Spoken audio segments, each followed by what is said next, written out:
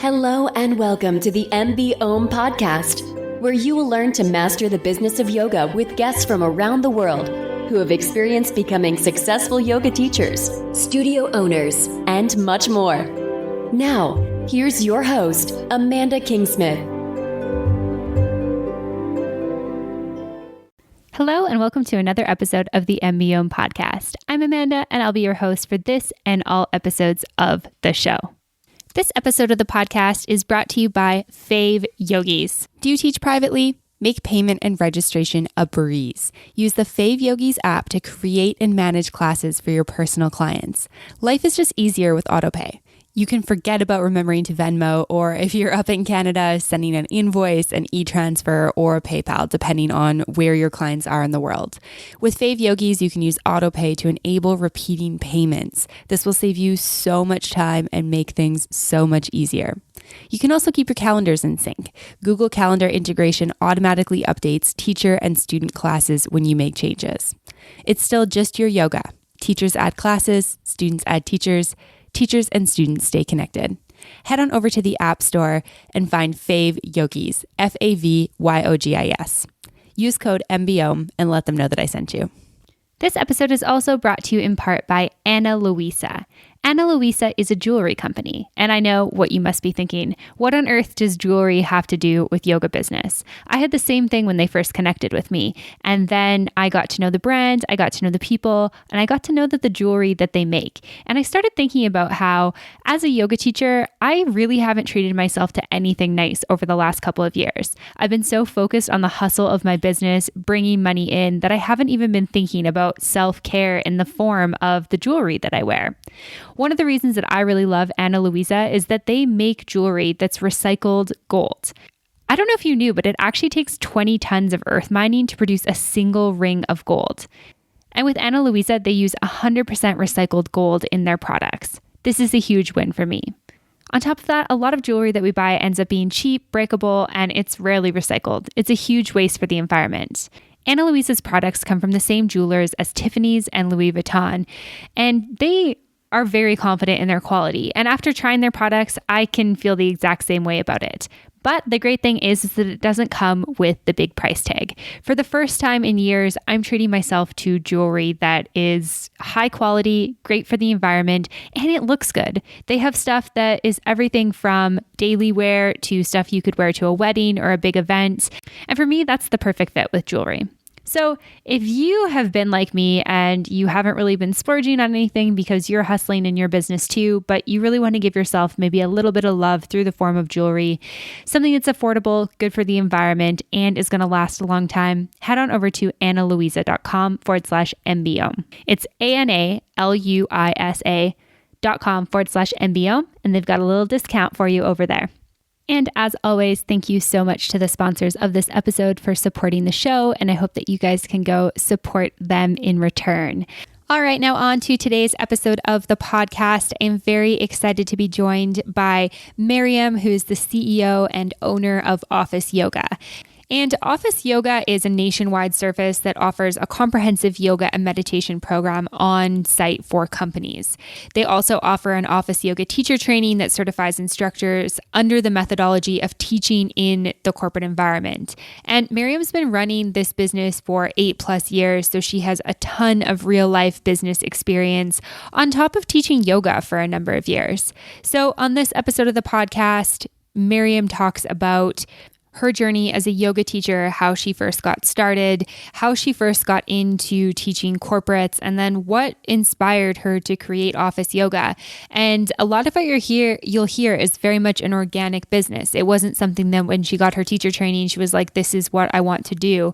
And it's one of the things that I really love about her career story and her success story is that it came from a need that she saw in the industry. And I think that this is one of the hardest things when you set out as a yoga entrepreneur is, figuring out what that need is and how you can serve the community and then figuring out how to do it. So if you're in that position, learn from Maryam's story that you don't have to have all the answers right away. And then if you're looking to get into corporate yoga, we also talk about best practices, tips, tricks, and so much more. So without further ado, here is Maryam. Welcome to the podcast today, Maryam. I'm really excited to have you here with me today. Thank you. I'm excited to be here. Yeah, I'm really excited for this conversation. I feel like we've got a lot to cover and lots of great stuff for the listeners. But I want to back up a little bit and talk about your yoga journey. Can you tell me how you first got into yoga? Yeah, I first got into yoga when I was in college. I was teaching swim lessons and Pilates and cycle, a bunch of different exercise modalities. And because I was in that recreation world, I was able to take classes for free. So I dabbled in other things. And that was my first introduction to yoga, that there was a Pilates yoga blend that fit in my schedule. And I loved the teacher who then later became my mentor and is now a really good friend. She was the first introduction that I had to yoga. So it started when I was about 20 years old in college. That's really cool. That's actually when I started doing yoga as well. What were your thoughts back then? I'm curious, like kind of how your journey started with that. Like, what did you think of yoga when you first did it as like a 20-year-old college student? I didn't like it. I didn't either. I thought it was kind of boring. So slow and boring. Yeah. I just kind of dealt with it because I liked the Pilates part of the class and I loved the teacher. The teacher to me was what kept me going back. So I think it was called Payo or Yoga Lattes. I'm not really sure what the name was at the time. But yeah, my experience of it was kind of boring. I would think about other things and just be in Warrior 2. And I'm like, all right, it took a while to get used to it. Yeah, for sure. I definitely had the same experience too. I was like that person who is like clearly trying too hard in poses as well, because it was like, I felt like I wasn't working hard enough. So I'd be in, I don't know, like little cobra, like working my back as much as I could, like clenching my glutes together, like, okay, I got to get kind of like a big exercise out of this. And now I feel like I'm the person who's like, okay, a little bit more muscular, like energy in your body. Just super funny. But I'm curious, going from that 20-year-old person who was like, okay, this is like kind of boring, but I like the teacher. How did you get to a point where you're like, okay, I've fallen in love with this and now I want to become a yoga teacher? That happened. It took a while, as I said, but I moved to San Francisco. So I started my yoga life in San Diego, or my teaching in San Diego. And then I moved up to San Francisco for grad school. And I was working at UC Berkeley, teaching classes there. And in San Francisco, the yoga community, at least at the time in my experience, was a lot more sophisticated. So my friend kept dragging me back to the same class. It was Rusty Wells, where there was chanting, and it was just such an experience. There was so much more involved, and that really was when I first experienced yoga as more than just a physical modality, but a way to be more introspective and learn about myself and sort of who we are as beings. And that was, I think, the first highlight of like, oh, this is more than just a physical thing. Which again, it took a while. It might have taken 1.5 years or so of me to doing yoga to experience that. Yeah, absolutely. I think it took me longer, and I think that it's very normal for people to have that experience. Like so many people I've talked to, their story is quite similar to that. Yeah. And it's usually, to me, I think it's the teacher that really brings it out. When you find someone that speaks your language and you connect with them, then you're really able to listen and hear what it is that they're really trying to teach. Mm-hmm. I think that's important. Absolutely. Yeah. When I actually decided to become a teacher, it wasn't really this is actually a funny story. So I was teaching at Cal, like I had said, and I had that Pilates background in different formats. And I was teaching, they asked me to teach a Yoga Lattes class. So it was the Yoga Pilates blend. And I felt comfortable because my background was in Pilates and I was really good at that. And I had a lot of experience teaching Pilates. And I've been practicing yoga for about maybe 1.5 years, 2 years at this point. So I was like, okay, I could do Pilates and throw in some like pigeon stretches or something like that at the end. So I felt comfortable taking on that class. And then over a 2-year period, that class, when I started teaching, it was like 85% Pilates and like 20% yoga. Over a 2-year period, it became 50-50. I was teaching more yoga because I was practicing more yoga. And then my audience started to really grow and students were really receptive to it. And then the more I learned about yoga and the benefits of it and how I was feeling in my own body from that practice, that class turned into more of a yoga class with some Pilates exercises. And that's when I told myself, I was like, Maryam, you're teaching a yoga class. You need to go get certified. So that's when I went and I signed up for Rusty's 200-hour, or I think it was 160-hour training or something like that. And then I started my yoga path from there. I just continued doing trainings, but it started very organically. I didn't really have an intention or think I want to be a yoga teacher. I found myself teaching yoga classes and realized I should probably have more formal training. Yeah, absolutely. It's so interesting to hear those journeys. And then once you got certified, were you just kind of like, okay, this is what I'm going to do? Like, were you doing that full time, or what did your career sort of look like at that point? I never intended on teaching yoga full time. I wanted to learn more. And as teachers, we're naturally curious as students as well. So I'm always wanting to learn more about, especially in the physical element of different modalities. So I loved the teacher training that I did. And up to today, I have, I think, 1,300 hours of certified teacher training credits. So it definitely didn't stop there. But I started teaching yoga classes in addition to Pilates and cycle and swim. It was just another thing that I added on. And you might know yourself as a yoga teacher, you don't just teach classes, you do a bunch of different things. For sure. So I was also running a wellness program at UC Berkeley for the faculty and staff on campus. I was doing a few other things. And naturally, as those other components fell away, I was teaching cycle less. I was teaching Pilates less because my love for yoga started to really grow, that I started to take on more of those classes. And now I think it's been about 7 or 8 years. Those other things that weren't as important to me and weren't calling to my heart kind of fell off, and I just filled them with more yoga classes, which is how I ended up being a yoga teacher. Nice. Yeah, that's awesome. And then so on that journey, where did the idea for office yoga come into place? I was in a transition. It was actually a very natural transition. So I was coordinating a wellness program at UC Berkeley, like I just mentioned, and it was for the faculty and staff on campus. And as much as I loved that job, it was also really difficult and it didn't pay enough. So it was sort of I loved my teacher, or my boss at the time, who's still another mentor for me now. She really taught me a lot in organization and programming. And so when I left that job, I was in another training with Stephanie Snyder. And I was thinking, and I had one corporate client, I need to mention that too, is that I had one corporate client that I loved. And I had been with them for 2 years at that point. And I asked myself when I was in that training, and I was in Stephanie Snyder's classes, and I just said, what do I really love to do? What can I do right now while I'm in this transition? And I thought about my one corporate client. I was like, I love them. I see the same people every week. It's been 2 years. They've really grown in their practice because, just the rapport that I have.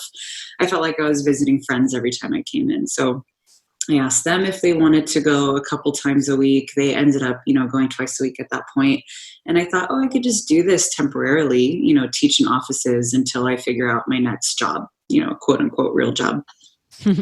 And that was honestly how it started. I just started telling friends. I started walking up and down the building, letting other, offices know that I teach on the 3rd floor. And if you want yoga, I'm happy to do this for you. And I think my excitement and enthusiasm was really helpful at that time. I think that the people that saw what I was offering, I was really into it. And that's when I came up with the name Office Yoga, because I didn't know what else to call it. And that's how it started. That's amazing. I love how organic your entire story is. Like, yeah, I'm curious, like, where your mindset was sort of at, because it's like, I think when things are organic, obviously there's like a lot of beauty to that, because it's like you're just heading in the direction that obviously you were meant to. But I feel like as humans, we're always kind of like looking for that next thing. Like, were you looking for a corporate job? Were you looking for like a job in a different industry? Or were you just like, I'm just going to ride this out and see where it goes? Like, what was kind of your mindset at that point? Well, I had this moment when I thought of the idea, because I had the background in running a wellness program for faculty and staff on campus at UC Berkeley. I thought to myself, that there's a gap in this industry because I was going around and wanting to teach more corporate. There wasn't a hub that companies can go to if they wanted to bring a yoga teacher into their office. Because my experience also teaching in the office was very different than teaching in a studio. That there was no direct correlation from my yoga training to the corporate setting.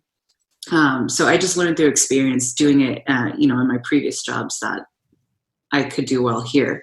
But there was a gap in the industry where there wasn't really a main hub for companies to go to if they wanted to bring in a certified yoga teacher into their office. So to me, I thought I was really small. I was thinking, oh, I could just be that person. That one person that goes to the companies, and teaches them. So I saw a gap in the industry. And honestly, this was 6 or 7 years ago at the time. There wasn't that much corporate yoga going on. It's different now. There's a lot more happening. But at that time, there wasn't much. So I was just telling friends, and it was a really natural progression where I think I got 6 or 7 clients within a year's period, which was a lot at that time. Mm-hmm. And I do remember Stephanie Snyder saying something in training. She said, when you're on the path, the world will respond to you. Things will start to happen organically. Doesn't mean that it's easy and obstacles won't be in your way. But I did find a sense of ease and flow in what I was doing. And it was coming out so naturally for me, the way I would talk about it. And I still talk about it. It was a part of me, and I think that's what was really able to sell what I was doing, because I'm not a salesperson by any means. Yeah, no, I totally get that. Yeah, that's really awesome. And then so you have these 6, 7 clients right away. And then tell me about the progression of building office yoga to what it is now. The progression, of course, happened naturally as well. When I realized I couldn't be in 2 places at the same time. So for office yoga, there are really popular times for clients who will want to do classes. And it's usually right around lunchtime or right after work. Sometimes in the morning, but morning classes aren't as popular. But there's usually those 3 blocks of time. And I remember that I had a particular client who needed this specific time. I think it was Tuesdays at lunch, which I couldn't do because I had another client. And so I just reached out to my friends that I knew from training. And I said, hey, I have a client, would you want to teach them? And I just kind of set them up. And that's kind of how I realized, oh, I can actually hire my other teacher friends to teach these clients in the case that it happens. And it's a little bit of passive income. I paid my teachers really well because they were my friends and I love them and I respect them. And I think it's hard to be a yoga teacher. So I wanted to make sure as a business person, I was supporting the instructors. And that's it. It started to slowly scale that way. Yeah, that's awesome. I love how it just happened very naturally and it was a need. It's okay, people are clearly interested in this. And I mean, I'm definitely of the mentality that everyone should be practicing yoga. So I love that. And I also think it's really great that you kind of looked at that as hey, this is an opportunity for me to help other yoga teachers in my community. I think sometimes I hear so much about people feeling coming from a place of lack mindset, and then they don't want to quote unquote share clients. And Right. I just love how this all started. It's okay, well, I can't be there, so they should still get some yoga. Let's reach out to somebody else who's similar training as me, also a really great teacher. Let's get them involved. I think it's just great for everyone involved. So yeah, big fan of that and the way that it started. I think that's really important to support the people around you, because as we grow as a community, as a collective, then you grow as well. Mm-hmm. It's just I've had so much evidence of that. And so I think it's really important to support your friends and coworkers and people that you respect. Absolutely. Yeah. I love to share the things that, my friends are creating that are great for their business. It's never looking at it from a position of oh, have they become a competitor to me? It's no, somebody's creating something great. And maybe somebody who's in my audience will resonate with this. Of course, I'd like to share it with them. The more information that's out there, I think, the better for people who are seeking this information. I agree. I love that. And so how has office yoga kind of shifted in terms of the business, what you guys do, the offerings over the last 6 years, from that sort of original point where it's you and then expanding to some of your other yoga teacher friends and to where you are now? I think that it's shifted in a number of ways, and there are two, maybe 3 points that I think I can really talk to on this. One is it shifted in demand. There are a lot more yoga teachers teaching in offices, and there are a lot more like office yoga businesses out there. So there's a lot more demand out there, which is great. That means that more companies are doing yoga and more employees are getting the benefits of yoga. But in a business sense, it really, I think it forces me to look and reflect on why office yoga is unique and what I think is unique to what we offer.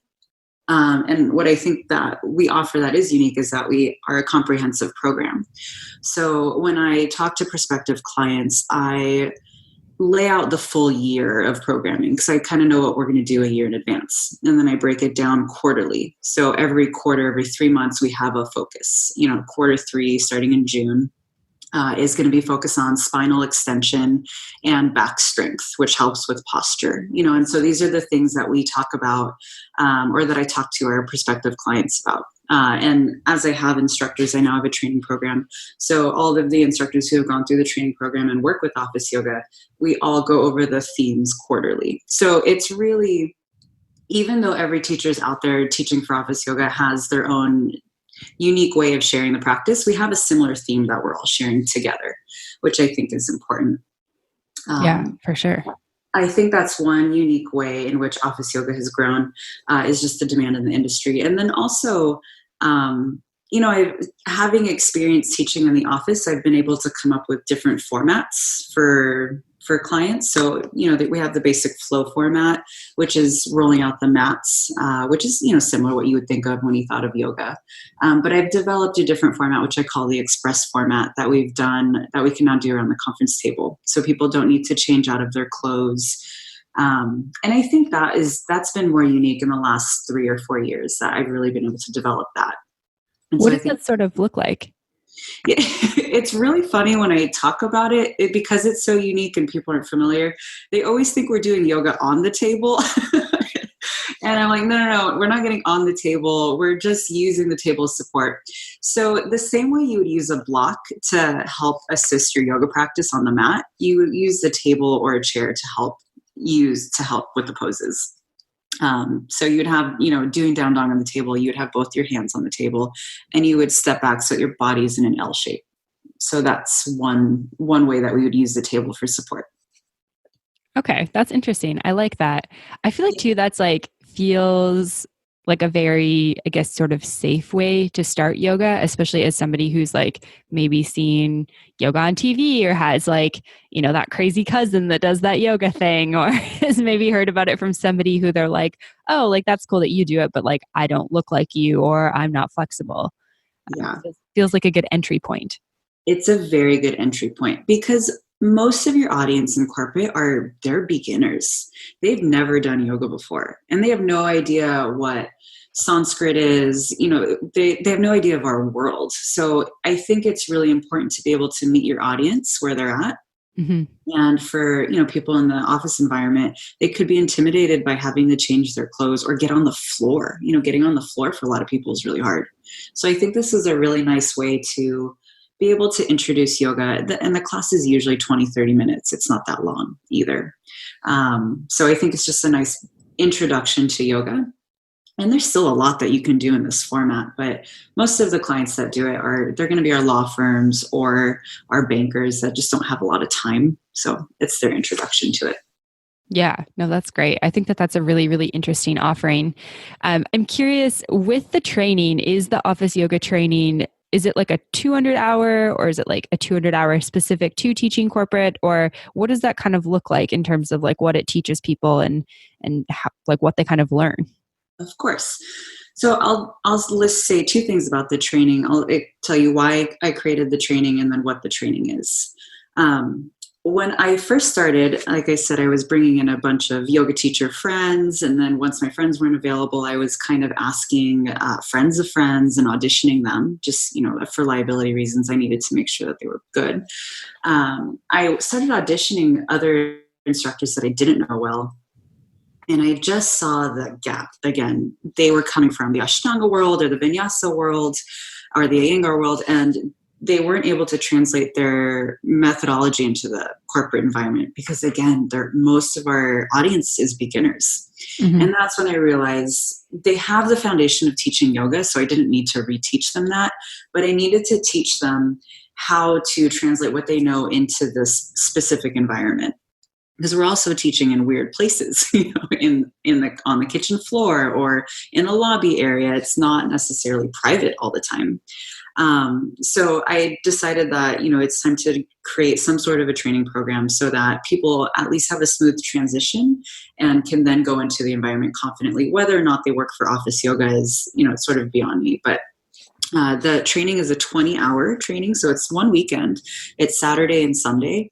I might expand that because I'm realizing as I do the training that there's so much more I want to share and I don't have time, but we're starting with a 20-hour training. It's usually Saturday and Sunday, and I go over teaching methodologies and formats. So if you wanted to teach for office yoga or you wanted to do your own thing, you will have a good understanding of different environments that you're walking into, and how you can teach to specific settings or people or demographics. Okay, that's cool. And so other than people being more of a beginner level and really needing to focus on, like the general form and the foundation of the poses and just like, teaching them to be aware of their body and their breath, like what are some other things that, in general, people need to shift or should shift when they're teaching corporate yoga? I think this is a good question because there's quite a few things that I could touch on. I think one really obvious and really easy thing that people could do is the level of professionalism when working with a corporate client. So I think that it can be anywhere from what you wear and how you communicate and how you respond. So for my instructors, I kind of do a lot of that like work for them, and I'll teach them in the training. And when they come on board, I'll go over the specifics for the Office Yoga brand. But I just want to speak to yoga teachers in general. If you are wanting to go teach in a corporate environment on your own, I think that being really responsible in communication is important. Getting back to people within the day, if not within 24 hours, is really key. Also, how you show up to the office, I think, is really important. So I actually don't even wear yoga clothes anymore. I wear business casual clothes to the office when I'm teaching. I think that it's important to, again, meet your audience where you're at. So especially when I was teaching the express format, I think that wearing business casual clothes allowed them to see that you could do this in your work clothes. So now, even for our flow classes, sometimes I still wear business casual. Because I'm going around talking to people, letting them know that they can come and, just getting new members usually to come. So I think dressing up as them was important. They were able to see me as one of them. Mm-hmm. I also think that knowing the industry that they're in and getting an idea of, who's the CEO and what's their corporate culture like, and understanding who they are and what industry they're in is also important, because you could see the trends that they're going through at work and be able to prescribe different practices or maybe different philosophies to help with whatever element it is that they're dealing with. I think a good example is I have a client that we've been working with for maybe 4.5 years now, and they've gone through a number of big firings. And I remember the first layoffs that they went through, people came into work scared, because it was happening all throughout the week. And I think we have yoga Tuesday, Thursday, and they came in on Thursday, terrified because there was still a round of layoffs going and they weren't sure if they were going to get laid off, and some of their coworkers just got laid off. So that was something that I was really able to help them with through the yoga practice and the philosophy of it's okay, and just the fear of, losing something, the fear of loss, and being able to just address that. Yeah, for sure. Those are all really, really good points. Hey, yogis, we're just taking a quick break from the podcast to talk about getting more students into your yoga studio. Are you a studio owner that's working 16 to 18-hour days but still struggling to grow? Or are you a well-established studio with healthy monthly revenue but membership growth has plateaued? If either of these sound like you, I've got the perfect solution. Most studio owners get marketing all wrong. Tell me if this sounds familiar. You're writing blogs, posting daily on all the social media sites, sending out email newsletters, blah, blah, blah. While these activities might get you a new member or two eventually, it will take months or even years before they pay off. You need new members today. Starting in July, Ron Medlin, owner of Rebel of Growth, an agency that focuses specifically on helping yoga studios grow memberships, is hosting the 30 Members in 30 Days Challenge, where he'll show you how to add 30 new members to your studio in the next 30 days. You'll leave this challenge having everything you need to drive people through your doors and turn them into long-term members starting day one. So if you're ready to stop working yourself to death, doing busy work that will not grow your studio, and start bringing new students in your door starting today, join the challenge at rebelofgrowth.com/challenge. Once again, that's rebelofgrowth.com/challenge. Oh, and did I mention that the challenge is totally free to join? It's going to be super fun and a great way to get new business into your yoga studio. This episode of the podcast is also brought to you in part by Offering Tree. Most wellness professionals struggle with creating a website and a digital presence. So Offering Tree created easy-to-use software that guides yoga teachers through the process in about 30 minutes. That's right. You can have a beautiful mobile responsive website in 30 minutes. Offering Tree's website tools allow teachers to put their class schedules on their own branded website and allows their students to book classes and even pay online. It also supports one-on-one appointment booking. Your Offering Tree website will have a whole host of other tools to help you be a successful teacher, like newsletter and a blog, website traffic analytics, search engine optimization, client communication tools, and more. Offering Tree really does make it simple to have a website and takes care of the tech side of teaching. So if you've been putting off creating a website because you think it will be a headache, you should really give them a try. To get started on your website, go to offeringtree.com/MBOM and receive 50% off your first 3 months. One of the things that I really loved about Offering Tree when I first signed up was how pleasantly surprised I was at really how easy it was. I've been using WordPress for years and I'm a big fan of WordPress. And I always say that once you get over that hump of understanding any type of software or technology, it becomes really easy. With Offering Tree, there is no hump to get over. It's just very, very simple. I had a website that looked really professional in less than 30 minutes. Again, check out offeringtree.com/MBOM to receive 50% off your first 3 months and create your new website today. All right, back to the podcast episode. I'm kind of curious around some of the practices of yoga are, quite traditional and can feel very uncomfortable when you first go to class. Like I remember the first time that somebody was like, "Hey, we're going to chant." And I was like, "Oh no, I don't chant. That's not what I do." And I've talked to other people kind of about corporate yoga stuff and saying keep that stuff kind of out of the space. But I'm curious kind of where you draw the line with things that are pretty traditional to the practice of yoga, educating people on those things, but then also introducing them in a comfortable way. What are sort of your thoughts on that?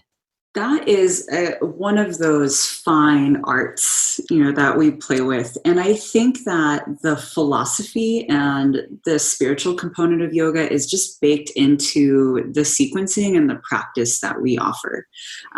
So like I said, the programming itself is comprehensive, where we have a focal point, which coming up is going to be spinal extension and posture and alignment, strengthening back and upper back and lower back areas. To incorporate more of the philosophical points, I think could be woven in. One, I think it's really important as a yoga teacher that you understand the philosophy that you're wanting to teach. Mm-hmm. So you have to have some experience around that so that when you're able to share that, it comes out very naturally and short. Keep it very brief. It could, to me, it would be a part of the cueing or woven into the next, I would say woven into the cueing or the transition. Mm-hmm. So I wouldn't do any chanting in the beginning. That's something that people are quite sensitive about. Mm-hmm. Oming, we don't usually do. Breath work, we'll start with breath work. People can get it, and there's a lot of physical benefits to breath work and meditation. But the other elements, I think, especially in the beginning, is I would say to be really to have it baked into the sequencing and the physical component of the practice. Right. So it's kind of like a sprinkle of it. It's almost like when parents, I don't have children, but I've heard about parents like hiding vegetables in food. Yeah. Exactly. It's kind of almost like that. Yeah, that's definitely what my instinct around it is. And I think it's just, you want people to feel like it is like something that's safe and that's comfortable. And I feel like there are ways of like bringing in stories, philosophy in a way that feels educational, in a way like, hey, I'd like to tell you a little bit more about this, or a Yeah. story behind this, or where this came from, or why we practice this, or what it is traditionally, et cetera, without it feeling like it's being super forced on people in a way that maybe makes them like not want to come back. Yeah. I do remember that when I first started, I was just hiring my yoga teacher friends, and it was from Steph's training, and Steph is very spiritual. She does a phenomenal job at incorporating the philosophy in her classes. And she would talk about Navaratri a lot. And I think it was actually during the period of Navaratri. And I had one of my yoga teacher friends subbing a class, and she went in and just laid out the whole history of India and Navaratri and like her beginning philosophy talk or Dharma talk. And yeah, I think it was really hard for people to digest anything she said after that because it was kind of coming out of nowhere. But I think it is important to build a relationship with the people first, make friends with them first, because you will see the same people every time. Mm-hmm. And then once you build that rapport, usually I think through the physical body, because we all have that. So speaking to the physical body and the benefits energetically, physically, emotionally, people can relate to that. And then once you've built that rapport, then you can maybe start to weave in some more of the Dharma if that's what is really unique to you as a yoga teacher. But I think taking some time first. Yeah, absolutely. Yeah, I think that those are all really great points. I have a yoga teacher friend who teaches some corporates as part of her business, and she was teaching one corporate client pretty continuously, like kind of like what you were saying, and was keeping it pretty like breath work, a little bit of meditation, but heavily like on the beginner asana side of things. And then she kind of got to a point where she was like, hey, do you guys want to like try something new? And they were like, yeah, cool. And she's like, okay, we're going to like try some chanting. And they were like, what? And then she's like, just go with it. If you guys don't like it, like we never have to do this again type thing. And so they all tried it because they had a relationship with her at this point. They had that trust. And then she wasn't really sure like what the response was like, because everyone was kind of like, chanting quite softly or just listening, which is totally fine as well. And she came back the following week and they're like, hey, can we do that chanting stuff again?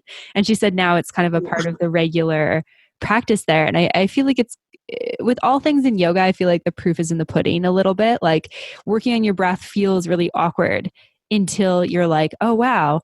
Like I notice the difference in the way that I'm breathing when I'm in yoga class versus the way that I'm breathing when I'm sitting in a meeting with my boss and I'm super stressed. And now I can like start to bring some of those things off the mat into real life. And like that feels really good for me. Or like the way you feel after you chant is really nice. And so then it becomes like less awkward because you understand that you feel good.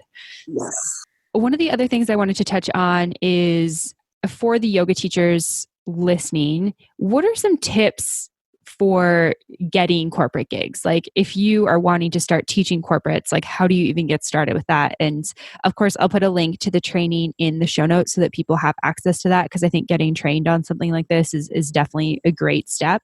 But if people are kind of not in the area or not at that point, but are just curious and sort of delving into this, what are some tips for them to get started? Of course.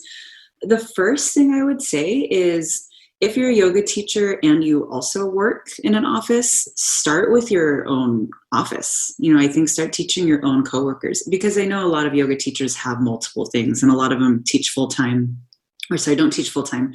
They work full-time and teach on the side.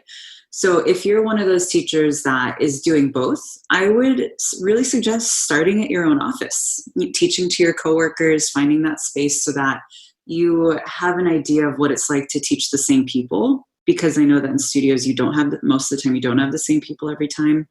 And then you also get used to the space and the environment and what that's like.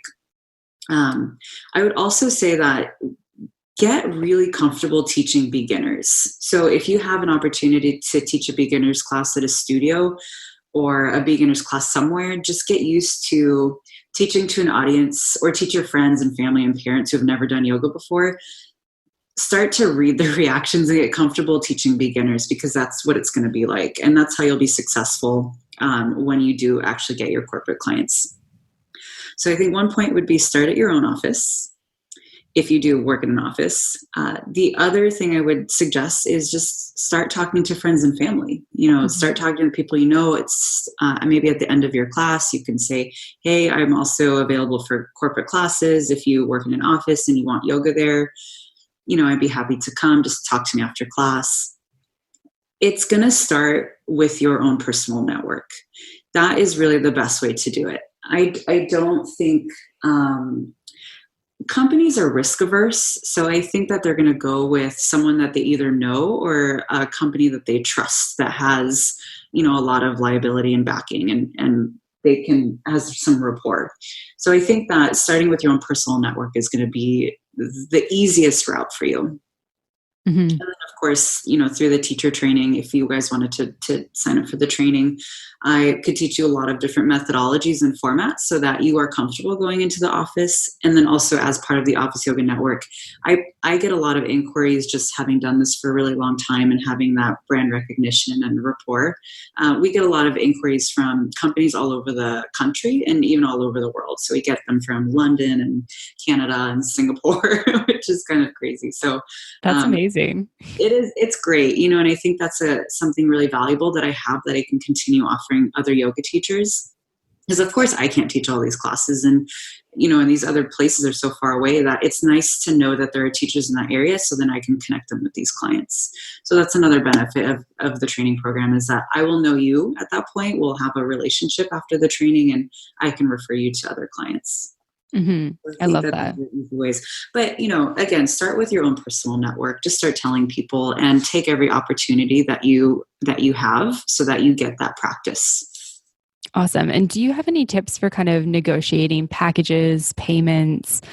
I would imagine it's the type of thing that they're probably going to ask you how much you charge at this point, since it is still relatively new, or is there kind of like a going rate for corporates? For corporate classes, I guess. Yeah, I think it varies, especially depending on what city and state that you're in. It's going to range across the board. But in terms of packages, I would definitely try.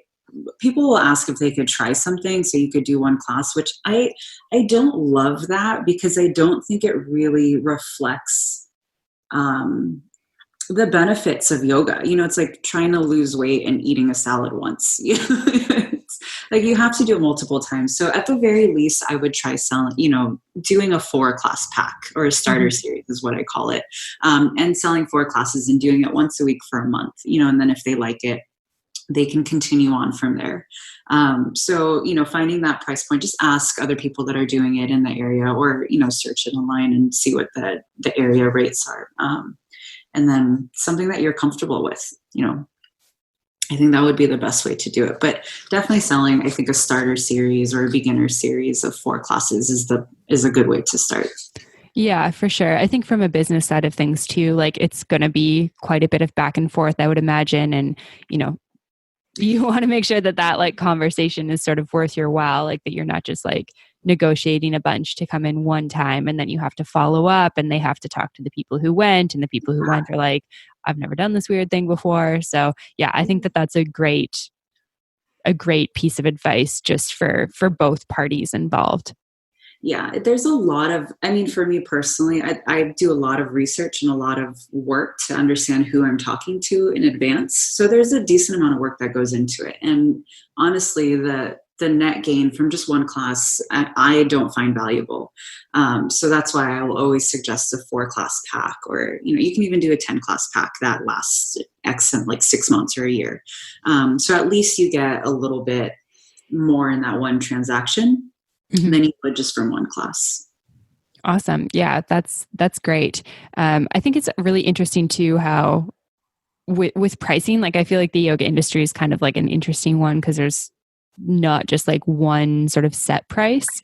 I think it's, interesting how you can look like from industry to industry, and then you can also look, city to city, it could be quite different as well. Just the same as like the going rates for regular privates as well as like yoga teachers in general. Yeah.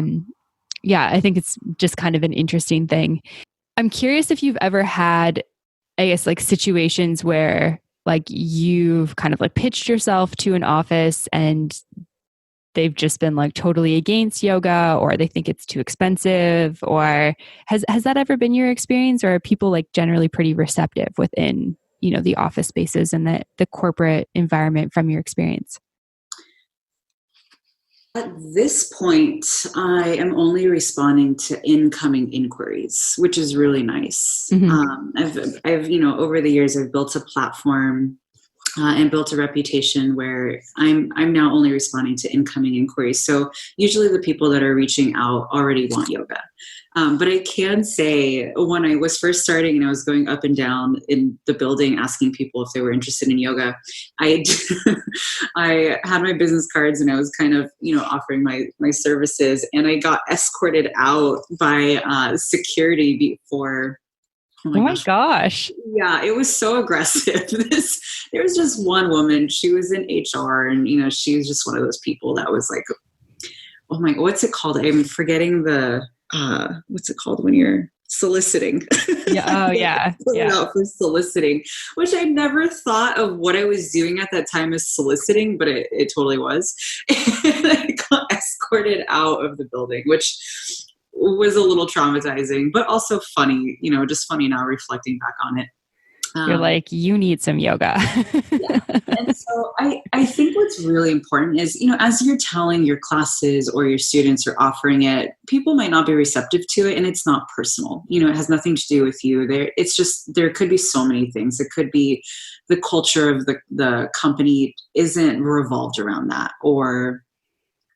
and I see this a lot where just people just aren't open to it. They think that it's some woo-woo type of practice, and I think that part of my mission is to really help people understand the physical and mental benefits of yoga and meditation, which I think is being more and more obvious now. But to get back to your point, I have reached out, people have reached out and asked for price points, and it's either, too expensive, or they don't want to make that long-term commitment. Like I said, I don't really do the one-time things anymore. I am asking for a longer commitment of time, and they're not really willing to make that commitment. So, I think that these are things that we sort of run into. And because the industry is now more popular, there's more people doing corporate classes, that I think they are able to go off and find, that one-time class from a yoga teacher somewhere else, which is fine because that's just not the audience that I'm looking for.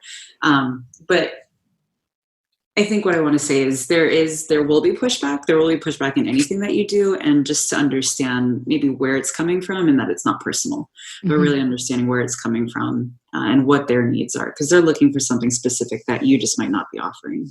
Right. Yeah. I think that that's a great piece of feedback, because I think it's, when we're so passionate about something and somebody's like, no, not interested, it can be kind of like, it can be challenging to understand because you just don't see it that way. And I think it's always important to remember that those things are never about you. And I think also remembering your own journey with yoga, like, there was a time in my life when somebody would have said, hey, do you want to go to a yoga class? And I probably would have been like, thanks, but no thanks. So, it was not about them. It was just about where I was at that point, and always coming back to that, people get to it at their own speed and their own pace and that sort of thing.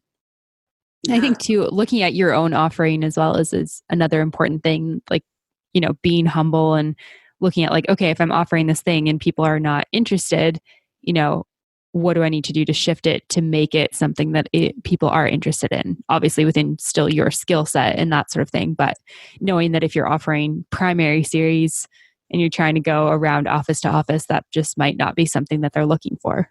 Right. Really having a perspective on what the industry is looking for and needing, I think is really important. But also knowing that if you do have something really unique and valuable to offer, that you're finding the right audience. If you really want to teach the primary series, maybe the corporate environment isn't the right setting for you, but there are people that want the primary series. So finding the right audience, I think, is also really important too. Right, right. I love that. It's not necessarily about giving up that thing that you love, but just looking for the people who are excited about learning that thing. Yes. Is definitely an important one. Yeah, I love that. I'm curious, what are some of the other business lessons that you've learned, or what are some just general business lessons that you've learned through your career as a yoga teacher, as an entrepreneur, a business owner, through working with so many people in the corporate setting? I think some of the biggest lessons that I've learned, and I think this is the big lesson that I'm learning right now, is that the market changes, and it actually changes faster than at least I anticipated. Like I said, when I started, I was really the only one or one of few that was doing this. And now it's becoming more and more popular, which again, I'm all for. I really want that to happen. But I think understanding that the market changes and being receptive to the feedback that you're getting from the market.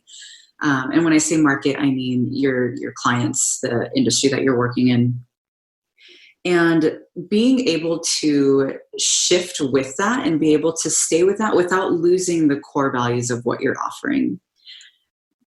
I think that's important because the market changes fast and it changes often. There's always different trends. I think mindfulness was really a trend. It's still kind of a trend now. It's purpose. Everyone's like, what's your purpose? What's your dharma? Remember, blueberries were like the biggest thing in the world. Goji berries, remember, we're going to save the world at one point. So there's just trends in every market.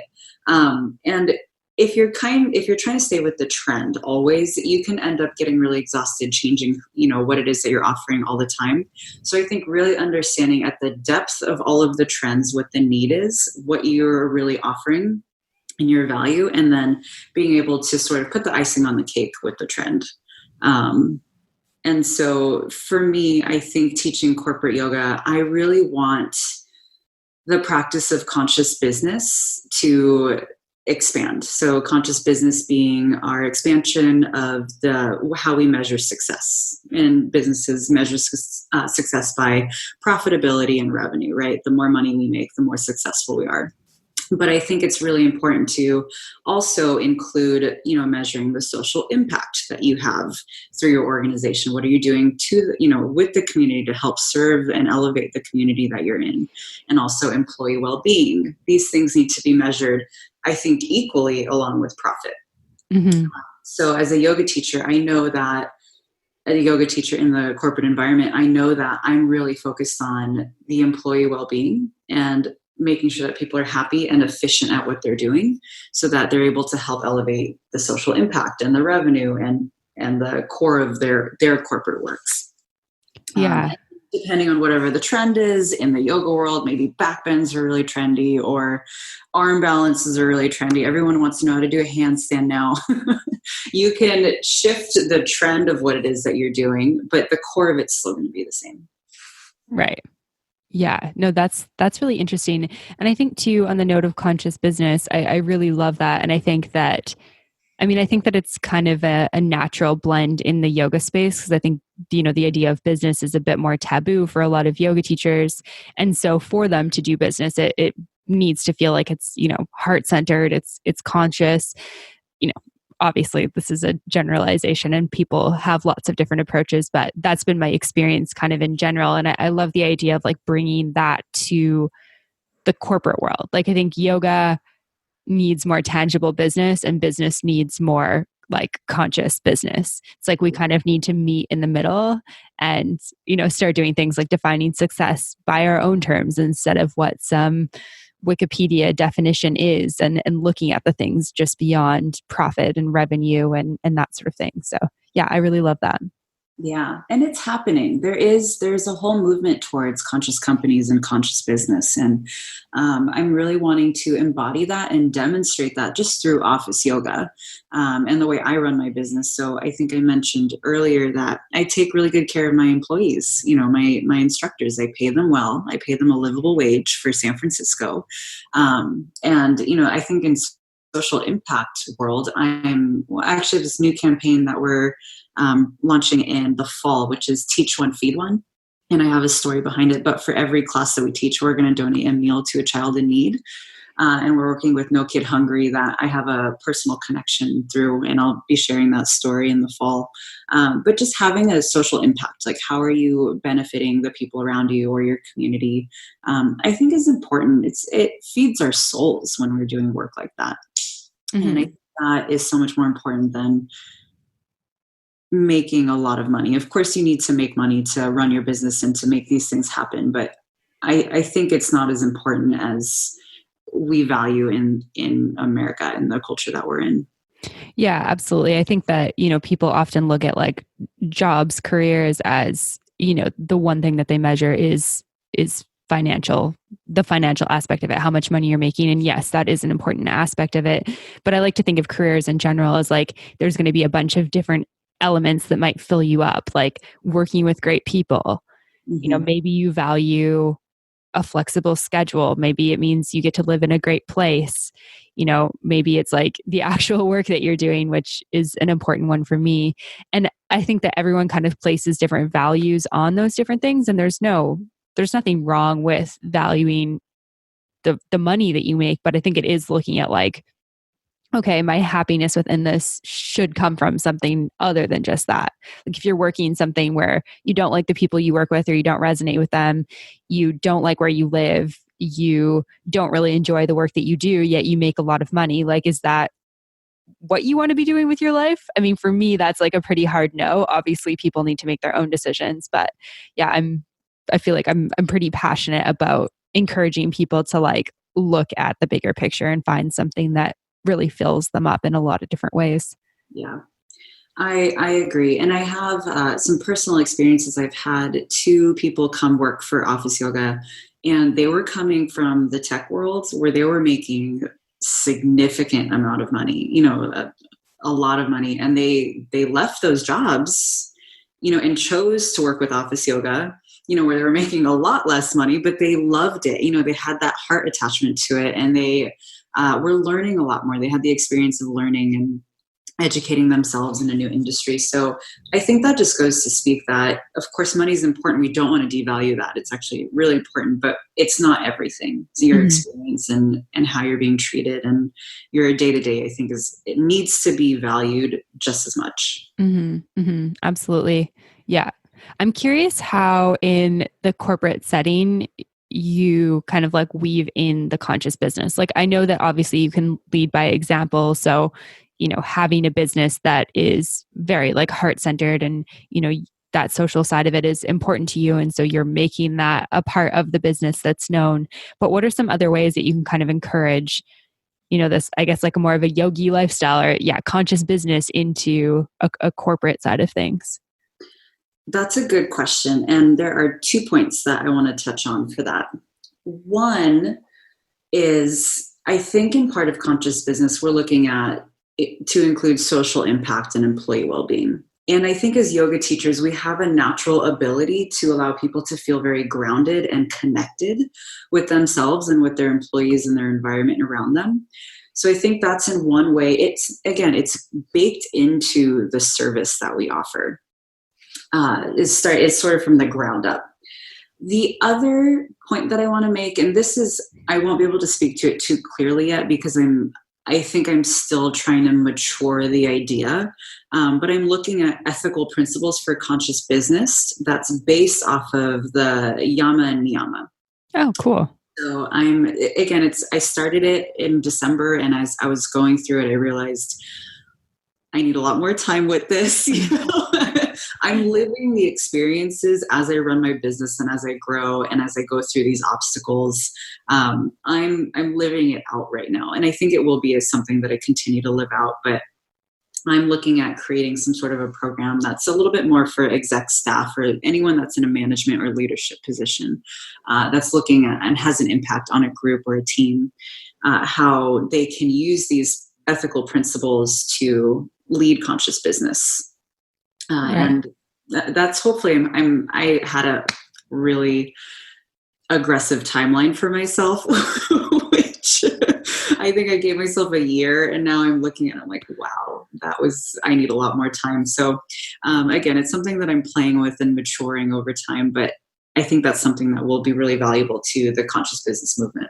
Right. So bringing in kind of more of the 8 limbs of yoga and just some of the other principles into, how you live your life. Yeah. Well, how you run your business, because your business is an organism. It's a living, breathing thing. Mm-hmm. And I think being able to view it that way, how you work within your organization and how your organization has an impact on the industry as a whole, these are all things that we need to reflect on. The same way that we reflect on yama and niyama, our internal practices and how our restraints from the external world. So I think that there's a correlation there, again, that I'm playing around with, but I think that there's a lot of movement happening in that direction. Amazing. Yeah, no, I love that. Maybe we'll have to schedule an interview round 2 to talk more about that, because I'm definitely curious to hear, what you learned from that. And I also love that, like, you're not rushing the process. Like, I think that is really the type of thing that we have to live to be able to educate other people on and to be able to kind of like push out into the world. Yeah. It has to feel right and authentic. And, I think it's clear when someone has gone through the experience of what they're teaching versus just sort of saying it. Yeah, for sure. And I think, it's challenging as new yoga teachers, because you kind of start like as a little bit of a parrot, echoing kind of what you've heard in teacher trainings and that sort of things. But I think as you start teaching more, at least I know the feeling of like going from like, oh, I'm just saying it because I've heard it before, and like, okay, I'm saying this with confidence from a personal experience. And it feels so much better not to just say something to somebody because you've heard it before. And I think it's sort of like the physical aspect, like when you're cueing something and you're like, okay, like do this and feel this. It's like, well, what? Like, you need to have that experience to actually be able to speak to it. Like, when I do this, I feel this in my body. It might be different for you. Yeah. And to speak to that, I don't think there's anything wrong with kind of parroting the teachers or ideas of others, because that's sort of how we learn. And we're just trying to figure out our own creative way of expressing something that resonated for us, but we're still like trying to work it out. But I do think it's important as yoga teachers to keep reflecting. Part of Svadhyaya is self-reflection. Reflect on how we're teaching, the things that we're saying, the cues that we're giving. Do they actually make sense to us, or are we saying that because that's how we learn to say it, and that's just what we keep hearing other people say? So looking at your audience, like looking at your students, are they listening to that cue? Do they all move when you give them that cue? Or does that cue even make sense to you? They're really looking back and reflecting on the way that you teach on a regular basis, I think, is really important. Absolutely. I completely agree. And yeah, I think parroting is a really natural way of beginning any type of teaching journey. And I think that it makes sense to start with that, and then to start, questioning that, understanding what you're saying, refining from there, for sure. Yeah. Amazing. I love this conversation. Last question for you. What is your top tip for new yoga teachers? Oh, I know it's a hard one. It's like the hardest question. I would say teach as much as you can. I know that I learned so much through experience, just through direct experience. And I think even in the sutras, they say direct perception or direct experience is the best way to really understand something. So for new yoga teachers, just teach as much as you can. Sub whenever you can. Take the opportunity, even if it doesn't really work that well with your schedule, just do it anyways, especially if you're new. So that way you have experience teaching in different places, teaching different audiences, and you'll learn so much from that early time of feeling overwhelmed by teaching too much. I think that would be my tip. Is teach as much as you can. That's going to be your best teacher. Amazing. Thank you so much. I love that tip. If people want to learn more about you and Office Yoga, where can they go to find you? officeyoga.com. Amazing. We have all of our information on there, our trainings on there, kind of what we do through our blogs. I think you can find us there. And on social media, we're on Instagram at officeyoga_oyo. Oyo is just Office Yoga abbreviated. We'll share lots of tips and training tools and things like that through our social media and our website. Amazing. And I will make sure there's links to all of that stuff in the show notes. Thank you so much for this conversation. This has been really awesome. Thank you so much for hosting me. All right, guys, I hope that you enjoyed that episode of the podcast with Maryam from Office Yoga. If Office Yoga is something that interests you or you want to learn more about teaching great corporates or how to get started, you can head on over to officeyoga.com. As always, the links for that are on the show notes at www.mbomyoga.com. You can also find all of my stuff there, blog posts, links to courses, group access, etc., etc. So make sure you go and check that out. You can find me on Facebook and Instagram at Mastering the Business of Yoga, and you can join the private Facebook community at Yoga Business Badasses on Facebook. As always, if you have any questions, comments, or feedback, you can reach me at info@mbomyoga.com. Otherwise, I'll see you next week. Namaste.